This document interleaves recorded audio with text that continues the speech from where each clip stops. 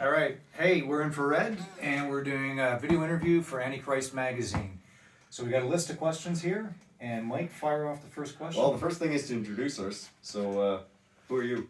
Oh, yeah. My name's Armin Kamal. I do vocals and guitar. My name's Kirk, and I play drums. I mean guitar. Alain Gou, I guess, am I still the drummer? Drummer and vocals, back up. And Mike, I'm the bass player. So, we got, the first question is the meaning behind the band name. Meaning behind the band name, I was reading the lyrics on the first Megadeth, Killing Is My Business album. And reading on the lyrics to Killing Is My Business, I believe. And the word infrared is in the song. I thought it was a cool word, and I thought it'd be a great name for a band. That's great. That's about it. Yeah. And to me, too, because infrared is a light that you can't see with the human eye, and our topics tend to shine a light on things that might not be that visible to people. So that's sort of the double meaning. Cool. You like that? You just found that out after Me too, 30 years. That's learning stuff. We thought we knew each other, eh? Answer and learn. All right. So the next question is, can you tell us a bit about From the Black Swan? Yeah, it's an album that we just put out. 12 songs, but an hour of music.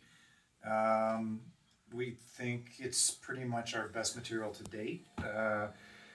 We've stayed true to the thrash metal genre, and we're just having a blast playing these songs live. Like, we're about to play a show November 27th, which is why we're here in the rehearsal space. And we just get a kick out of playing these songs. Like, there's a lot of good aggression in them, good lyrical content. So, no complaints. Very happy with the outcome. Awesome. Next question is to talk about the cover artwork for the album. Nate McDonald, a local tattoo artist at Barnstormer Tattoo in Bank Street in Ottawa. He did a couple of tattoos for me. And I went to see him, and I didn't know that he was a huge metal fan, thrash metal fan, and we hit it off, and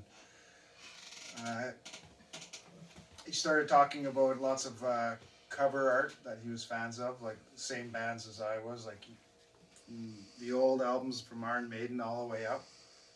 And he told me he's given a lot of tattoos to people over the years of album covers. And then when we had the idea for the Black Swan and the kind of art we were discussing, I thought Nate would be a perfect guy to approach.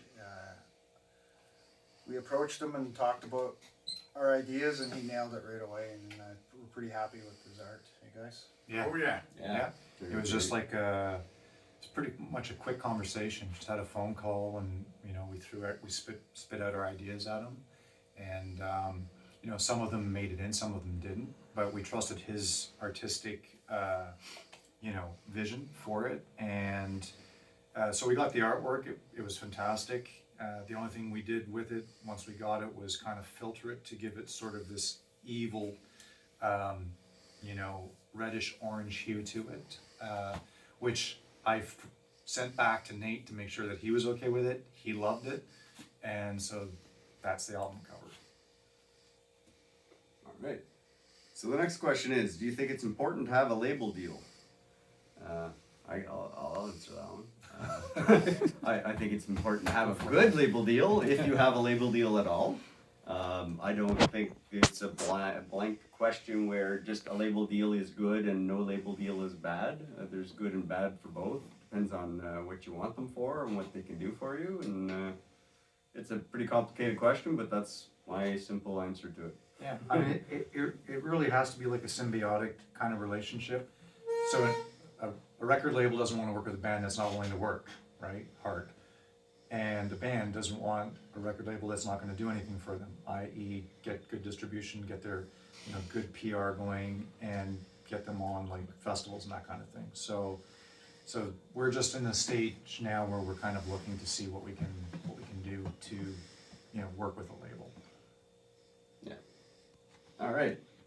Have you had to postpone many shows due to COVID-19? 100% of them. Yeah, we had that Chris Holmes show that we were supposed to do, and maybe even do like a bit of a mini tour with like on his tour.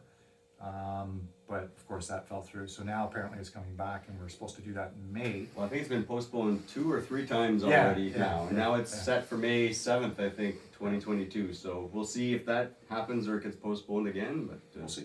yeah.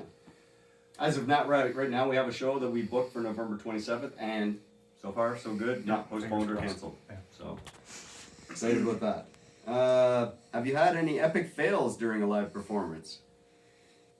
Nothing huge, just regular stuff. No epic fails like I can think of. No, I At don't think least we've. not on stage. Yeah, if we've ever gone off the rails, we seem to get back on pretty quickly. So yeah. We've had some close calls. There was one time, actually,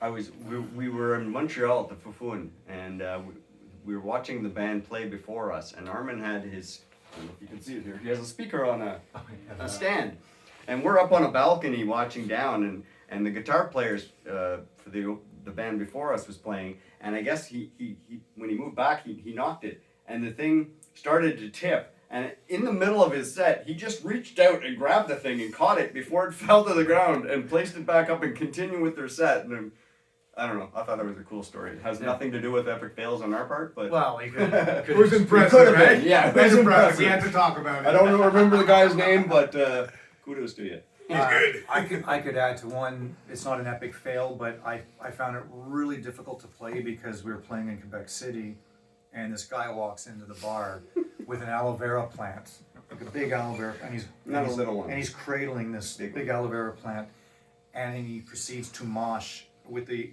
aloe vera plant in his.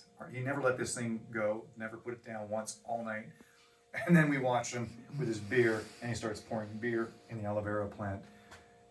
You know, so try playing when you see that. It's not the easiest thing. And then we asked him after, like, what's up with the aloe vera plant? And he's like, oh, my friend's girlfriend wanted me to watch that, and I say, of course, I won't take my eye off it, so here it is.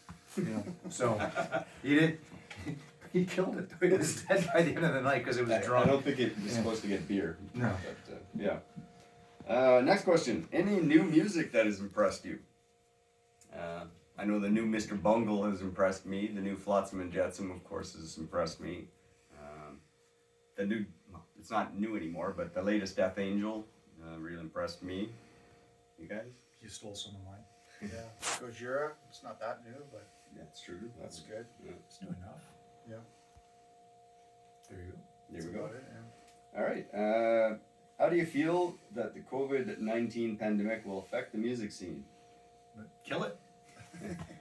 It already Temporarily, has. yeah. We'll see. We'll starting see to how come, it comes it's, back. It's starting to come back now. Like we're seeing all kinds of concerts. You look down in the States and have like stadiums filled with people, and people just don't seem to care anymore. So, things are opening up here. We're seeing bigger shows coming through our hometown. So, not too worried about it, but I think it'll be a slow roll before people become totally comfortable to get back out there. But it's looking good anyway. Yeah. Can you tell us a little bit about your local music scene?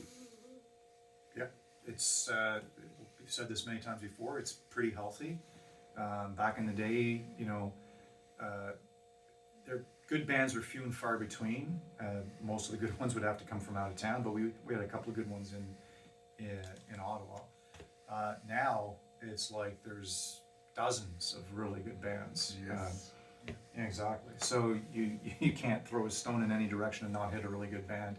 The clubs are good. We've got a club called Mavericks, a club called the Brass Monkey, House of Targ. House of Targ. So these are all mainstays. These are staples in the Ottawa music scene where all the bands kind of put on their shows and stuff like that. And we play at these places too, opening up for a lot of bigger bands too when they come through. When we're actually playing in Ottawa. So it's pretty healthy. Yeah. All right. Final question. What are the future plans for Infrared?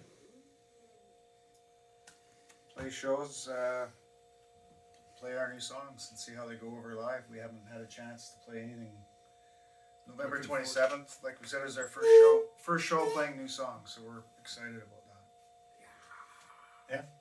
Like I said, you know, we're kind of exploring a little bit about record labels now, so that's something that we're looking into. We've never really looked at it very seriously before, but now we're kind of reconsidering that and to see if we can get some decent relationships so that we can actually get out of the country a bit. Yeah, we'd like to get over to Europe and play some festivals, some great festivals over there, some down in the States as well. So, yeah, looking to branch out. South America too. Yeah. South America as well, yes, for sure. Mm-hmm. Japan. There you go. So that's it. That's what it looks like for us. And continue to write metal. So, Yeah, non-stop. Yeah. all right. Thanks, Antichrist Magazine, for the video interview. Peace out.